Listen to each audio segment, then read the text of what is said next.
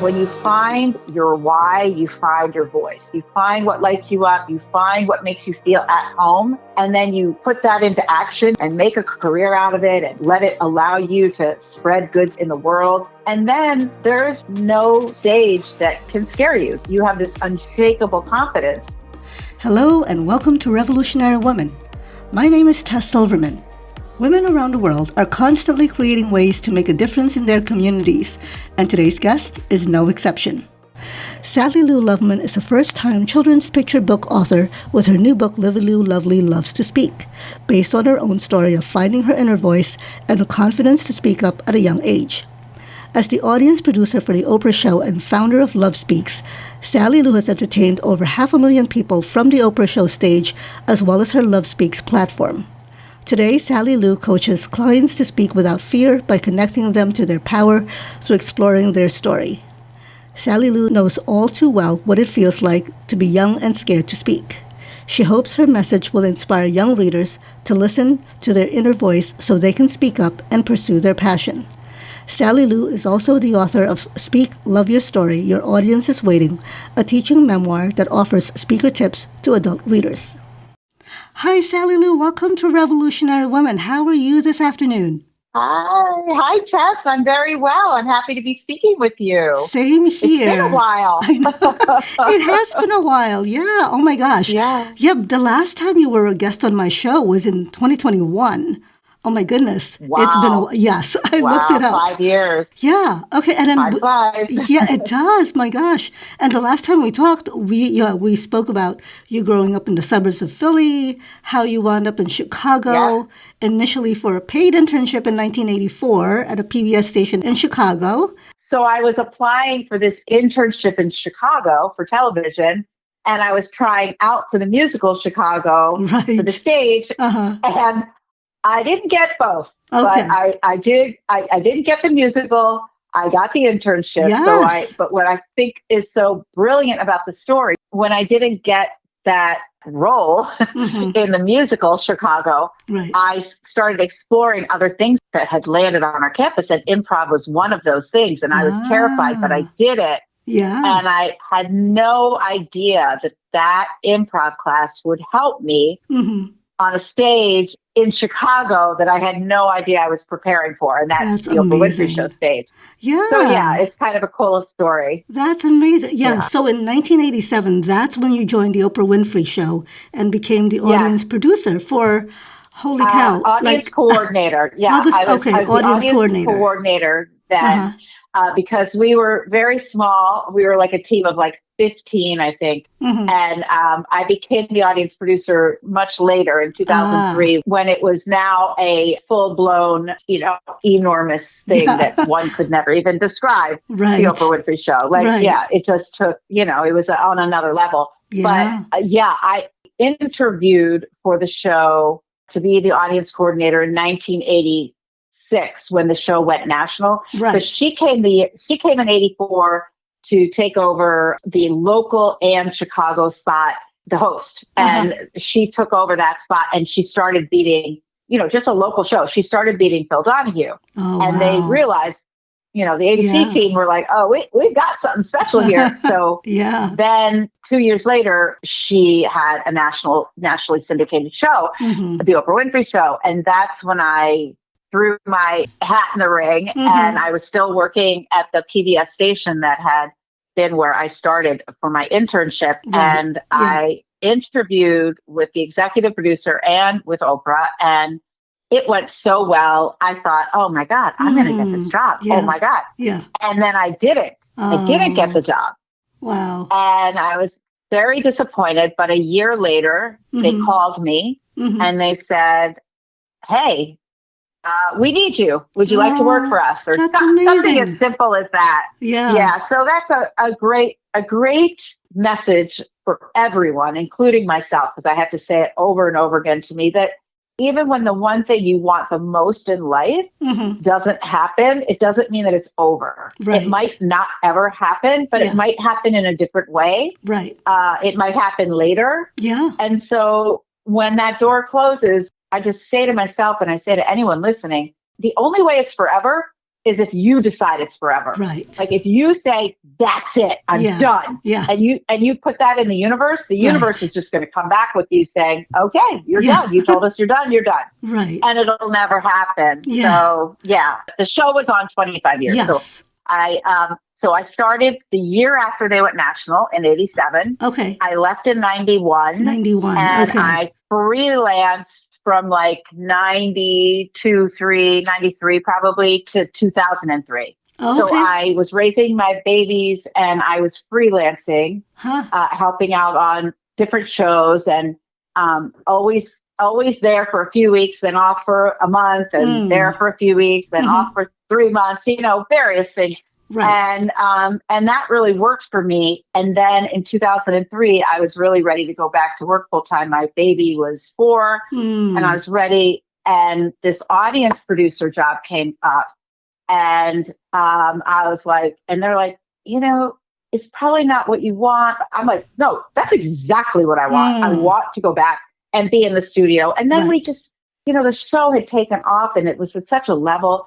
So I had a team of like, sometimes up to 10 people. Wow. Because that's how busy we were. Yeah. And we were, producing shows in the studio and then taking the show, on remote locations. Right. And it was a full-time, huge job that I absolutely loved every minute of it. It felt like forever. I grew up there. I really found and discovered so much about myself. I grew a very, very, very large amount of thick skin. I started out just crying every day. And then I was like, okay, I see. These are all lessons. I can do this. Yeah. It helped me in everything I've done ever since. It wasn't fun going through it because television's hard. Yeah.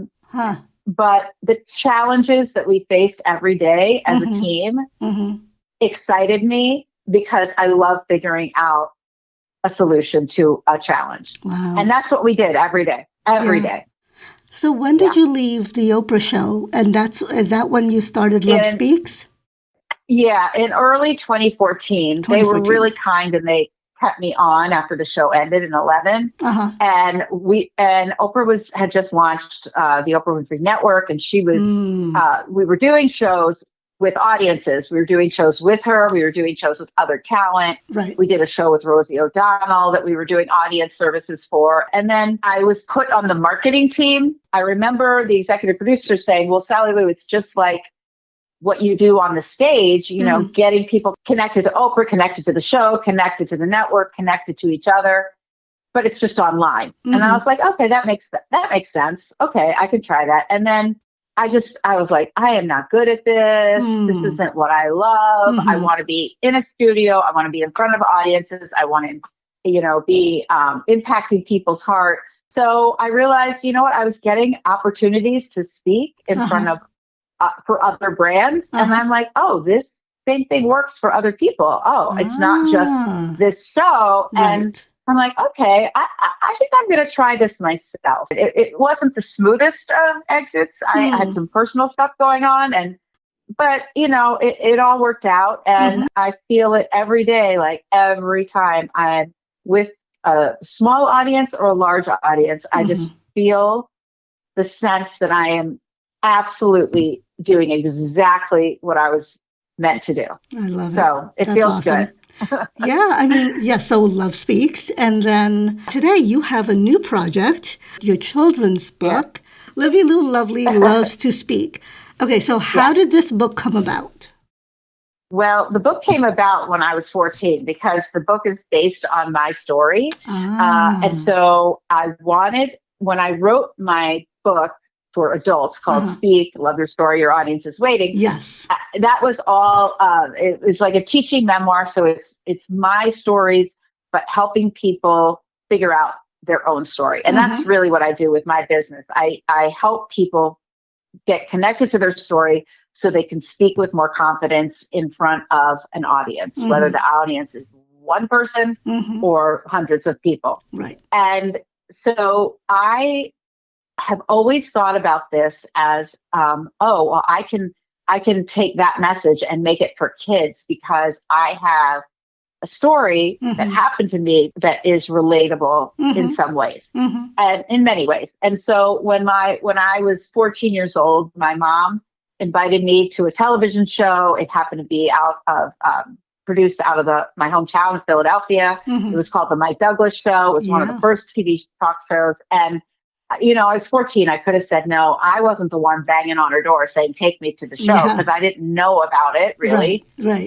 And it was just one of those things that as soon as I entered the studio, I felt at home. And I'm like, oh my God, this is what makes me light up. And I was a really shy kid. I mean, my nursery school teacher told my mom I would never make a friend because I was so painfully shy. I was also really scared. I was a really scared kid. And in the Livy Lou book, I made the preschool teacher was a lot nicer than the one that I had. But, I tweaked a few things, but it's based on my story. So basically, because I said yes to my mother's invitation, I experienced something that I would have never experienced had I said no. And I actually could see what a television career could look like. And it's not like my mom was trying to, take me somewhere to give me career ideas. We weren't even talking about that. It was just, it happened. Every one of my senses was like just loving it all, just taking it all in. And I saw a woman on the set, and it was 1976. So first of all, that was important. She's a woman, and she was wearing a headset. She was carrying a clipboard. She was really busy. I'm like, I want to do that. I don't know what it is, but that's what I want to do. And that's what happened. I ended up, that Mike Douglas Show ticket was my ticket to my career in television. I'm sitting at my desk and I'm looking at my beautiful photo with Oprah on the set with my headset around my neck, my clipboard in my hand, and my microphone and my credential. That says it all. Like it happened. And so the book, it's you see Livy Lou in 3 stages. You see her at first being super shy and young, and cowering to anyone who might look at her, and hanging on to her mom. And then you see her develop some confidence a few years later when her mom invites her to a TV show. And then at the TV show, this young Livy Lou imagines herself doing the same thing. And so then we have future Livy Lou.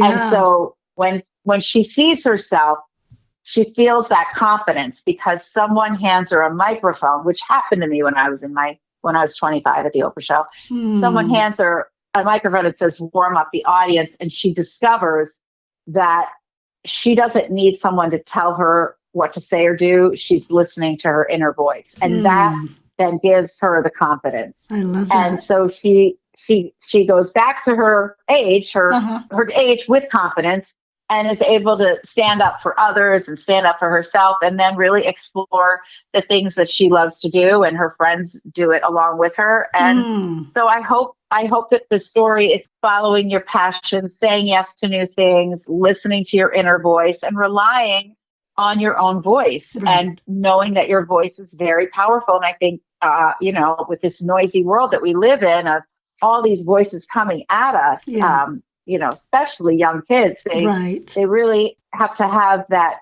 guide to say, hey, your voice matters. You're part of the proceeds of this book goes to a foundation called Gracie Strong Foundation. And Gracie is a young, beautiful girl that lost her life to gunfire at a school. And I met her father at the screening of a phenomenal film that everyone should watch called All the Empty Rooms. It just won an Oscar for Best Short Film.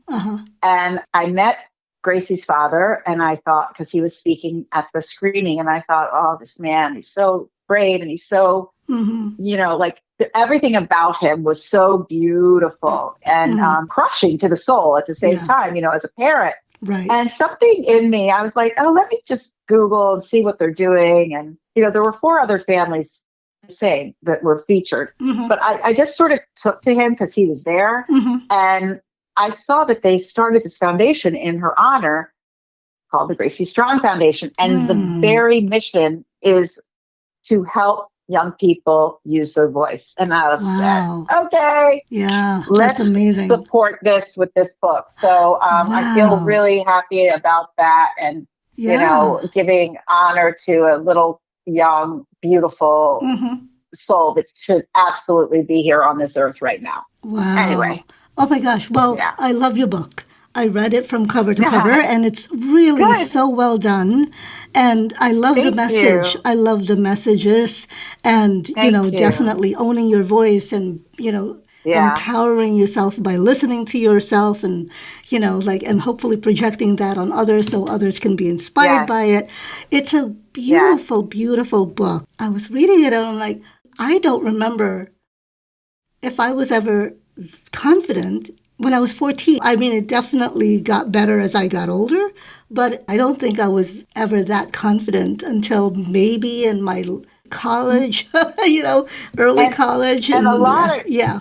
yeah, a lot of confidence that you see in teen years is usually confidence that's not real, like a Mm, bully or someone that's showing off or mm-hmm. someone that is just kind of masking the fact that they're scared too, because we're all Right. scared. We're all Yeah. figuring it out. Yes. And, it's not like at 14, I just snapped into this Mm-hmm. confident person. It's just, Mm-hmm. I kind of went outside my comfort zone. Right. It Yeah. felt good to me. It Uh-huh. felt like it was mine. No one in my family worked in television. I Mm-hmm. didn't know anyone that worked in television. And I was like, oh my God, this is so mine. This is Yeah. mine. And I owned it.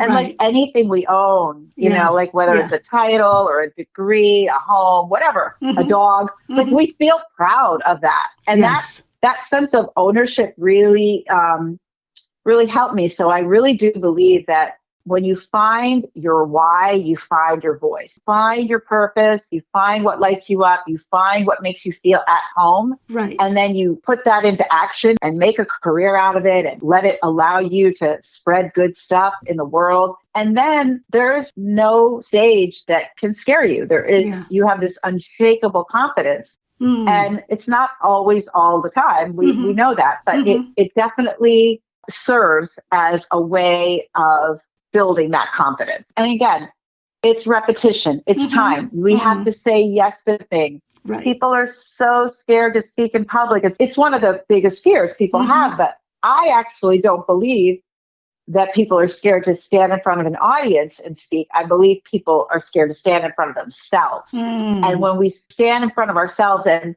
not worry about getting over the fear of speaking, but really Right. getting over the resistance Yeah. of really like owning who we are and why we are and what we love and what we don't and what we've accomplished and what we haven't and what our dreams are and what our Yeah. challenges have been. That's when we really say, okay, I can stand in my shoes and be Yeah. confident because I know who I am. And, Right. and I'm good with that. I'm Right. good with that. And I would think Yeah. too that it's the lived experiences that make you that way, correct? Of course. Who is your audience for this book? Who would you like it to be? Kids, of course. Yeah. Second graders, they seem to be my sweet spot, but that doesn't mean Oh, cool. that doesn't mean first graders. It's obviously it's a picture book, Mhm. so Yep. second graders are reading, Yeah. but it's really I would say ages 4 to 8, and it's Mm. actually even 10. Mm. Like a lot of 10-year-olds that have experienced the book, they like to read it to Right. another younger sibling or a Yeah. younger cousin. Yeah. I've been going into schools and will continue to do so in the fall. Oh, how And cool. I bring clipboards for the Uh-huh. kids. And Uh-huh. then I have a little sheet that says, like, my name is, my favorite thing to do is. And then after I do the reading, I Uh-huh. ask who wants to come up and tell us, because it's in front of their peers, their class, what your favorite thing to do is. And I have my little Livy Lou microphone, and it's a little prompt. It's a little prompt. It. Oh my gosh. And so I coach them, and then they get up and they're like, hi, I'm Billy, and Oh my I like God. to make movies. Oh wow. And then we talk about it. So they have this moment where they're speaking in front of the class. Yeah. And that's my favorite part because Oh my gosh. it's like, oh my God, they're Yeah. having a moment. And, Yeah. and maybe it's going to impact them some way. Right. Oh my gosh. know? I got chills from that. Because what a great way to introduce them to Yeah. knowing who they are. Yeah. That is so cool. That is brilliant. I love that. Yeah. My goal would be to, have an assembly of many classes and have a real stage where kids could come up. Maybe there's a bunch of kids on the stage and a bunch of kids on the audience. And so maybe the kids on the stage are the kids that checked off, I'm not shy, I want to talk, and then whatever. I don't know. I'll figure that out. But the point is that I can see it being even bigger than just a classroom. Yeah. But I love the classroom. That is awesome. I went to my grade school in Gladwin, Pennsylvania, and I read to 2 second grade classes. When I walked in the building, I smelled it and I'm like, oh my God, I'm home. Oh. I loved that school so much. And then I saw a 4th grade class all lined up going outside with their teacher, and they're all holding clipboards. Oh my God. Of course, my hands were full. All I wanted was to get a picture of the line leaving the door with all the clipboards. I didn't get the photo, but I got the feeling, and that was such a welcome for me. Wow. Such a beautiful sign. Yeah. And then in a few weeks, I'm going to be reading at the grammar school that my children attended in Glencoe, Illinois.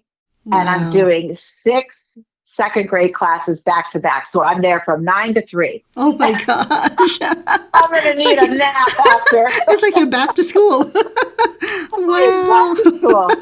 I love it. Oh my gosh. Yeah. Wow. Yeah. I'm a little bit of a Pied Piper with little kids. I'm the youngest of 3 girls, and I don't have grandchildren. And I had children after my sisters, and I don't have grandchildren. They all have grandchildren.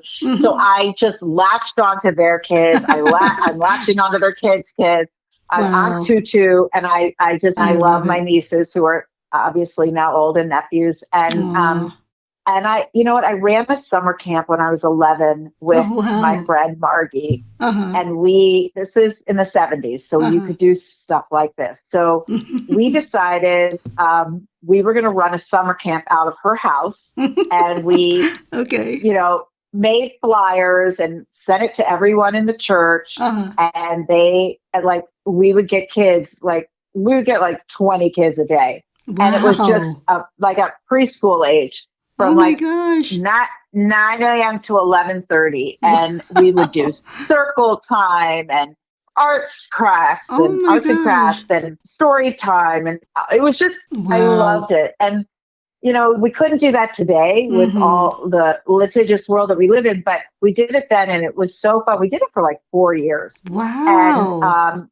And we never named it anything because we didn't think like that, but it was probably my most enjoyable job I've ever had. I loved it. That's amazing. And so I'm kind of feeling like my work is bringing me back to that. Yeah. Because now I'm back with kids. And, if I wasn't a TV producer, I probably would have been an elementary school teacher, but I'm really bad at math. And I like 2nd grade math level. So I don't know. Oh my goodness. Wow. Sally Lou, I love it. Oh my gosh. Okay, so do you think that being a former audience producer for the Oprah Winfrey Show and having your company Love Speaks gave you the inspiration to write this book to reach more people, especially children, right? Oh, definitely. Yeah.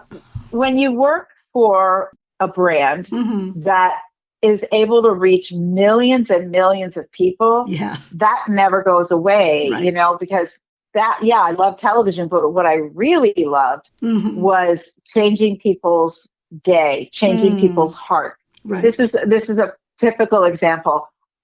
Whenever I traveled, which we did a lot, I would always look for people just if they were having a hard day or if they were doing something extraordinary with their work or their job or just unexpectedly give them Oprah tickets. And I can't even explain to you how much joy that brought me. Wow. And I don't have that anymore. Yeah. And so, and my kids always say, oh, Mom, I know you miss that. I'm like, I really do. So I try to light people up in other ways. Obviously, I can't give you Oprah Show tickets. But when I was on the train the other day going into the city for a work thing that I was doing, not having nothing to do with the book, but I brought a couple books with me because I was giving it to the friends that hired me for this event. And there's this cute little girl that got on the train with her dad. She's 5. And I'm like, oh my God. All I do is look at 5-year-olds, 4-year-olds, 6-year-olds, 7-year-olds.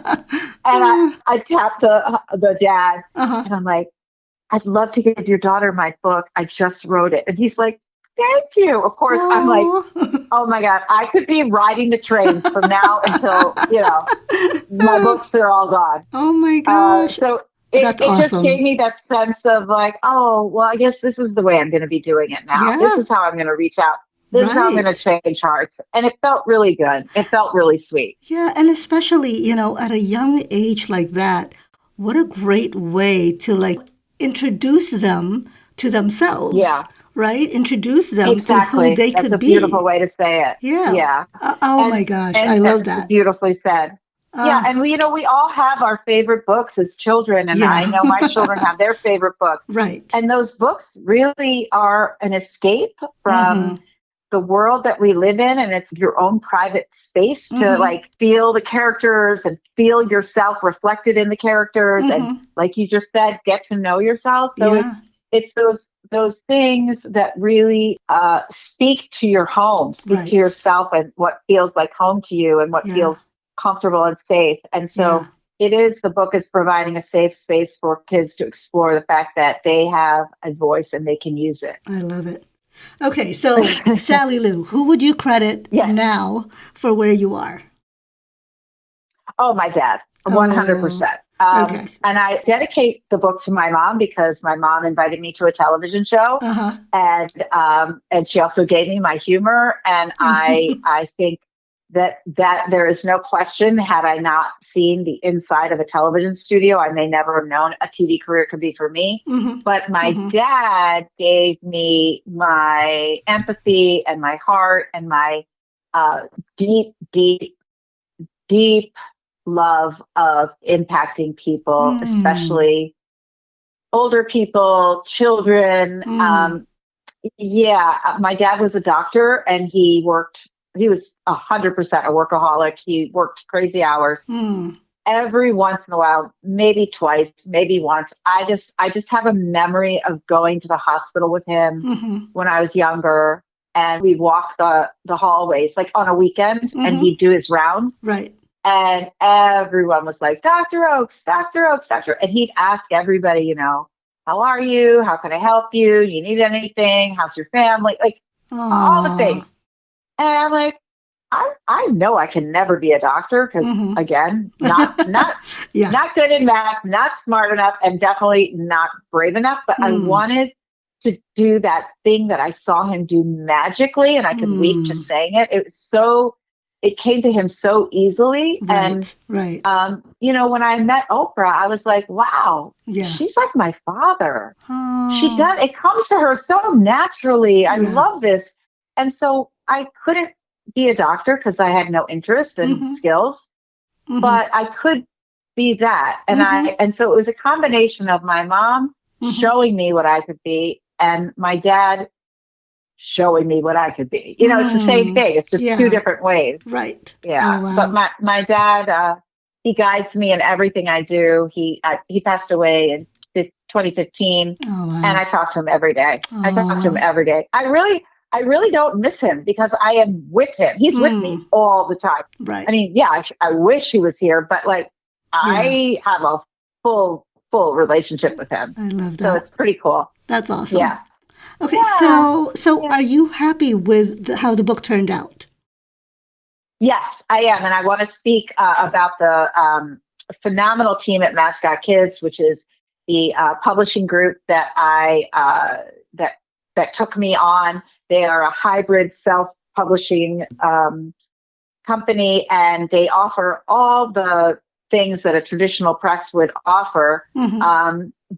And they're wonderful. But I self-published because I wanted to get it out and I didn't want to wait and someone tell me no. So I'm like, I want to do it because I have other books in me that would be a series, Livy Lou Loves to blank. There's so many things. And the other thing is that the illustrator who I was given, I don't know, maybe 40 people to look at that were illustrators that that mascot kids work with. And there was only one. I didn't want the like whimsical. I didn't want hard edges. What I wanted is exactly what you see in the book. And her name is Surmali Basani. She lives in Italy. We did it all by email. And, I would send her pictures of I want Livy Lou to be on a DJ board. I had these ideas, and I had, who was in the classroom, who's the teacher, right? What does Livy Lou look like? I never asked her to have her look like me, but that girl looks like me. I love it. Oh my gosh. Yeah. So I can't say enough about my illustrator. She's just so phenomenally talented and deserves a lot of accolades. So Srimali Basani. Wonderful. Amazing.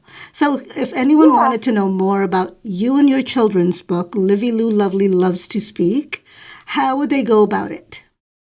They would go to lovespeaks.com and click on books, and it'll pop right up, and you can see the audiobook where you can buy the audiobook. You see where you buy the book. You can buy it on Amazon, on Bookshop, on barnesandnoble.com, and then Mascot Kids through their publishing site.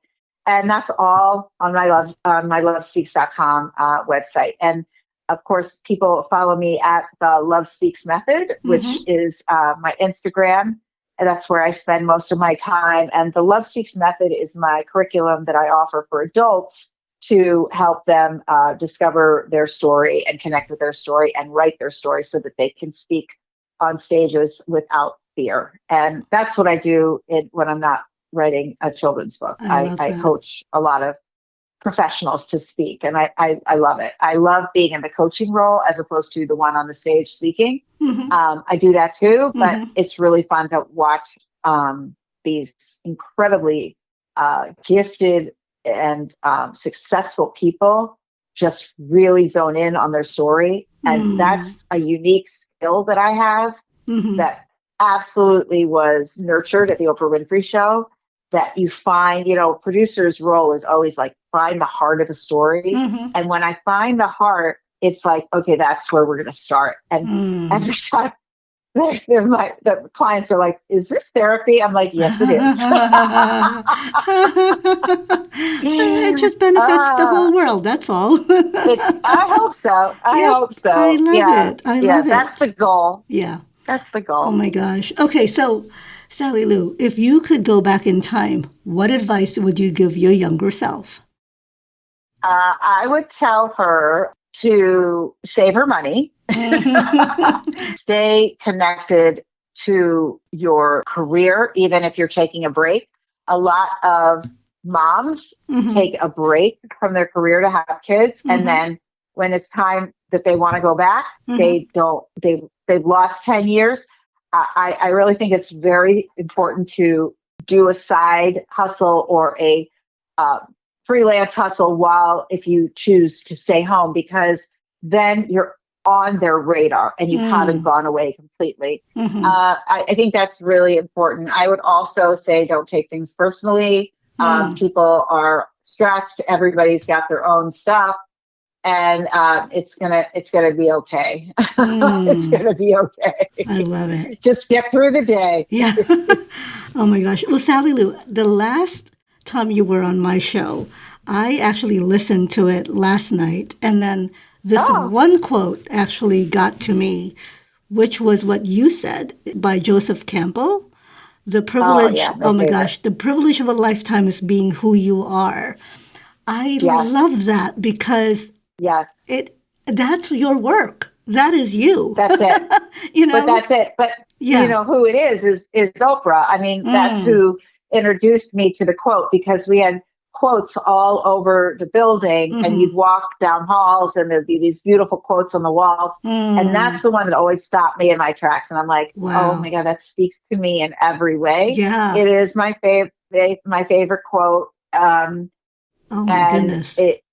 It's it. That's it. We are who we are, and it's a privilege. And anyone who's trying to change who they are, great. Change for the better, that's great. But to not be yourself is the most exhausting thing one could ever do. Yeah, right? For sure. And by the way, going back to what I would say to myself, we're not for everyone. I'm not for everyone. You're not for everyone. Nobody is for everyone. There's always going to be people that are like, oh, God, she's on again. She's talking about herself again. She's this, that, blah, blah. Yeah. I'm sick of it. And so those aren't your people, and that's okay. Right. I remember when the show was ending, it was 2011, and Oprah happened to be like coming down the hallway in the building at Harpo as I was. We were in the little cafe.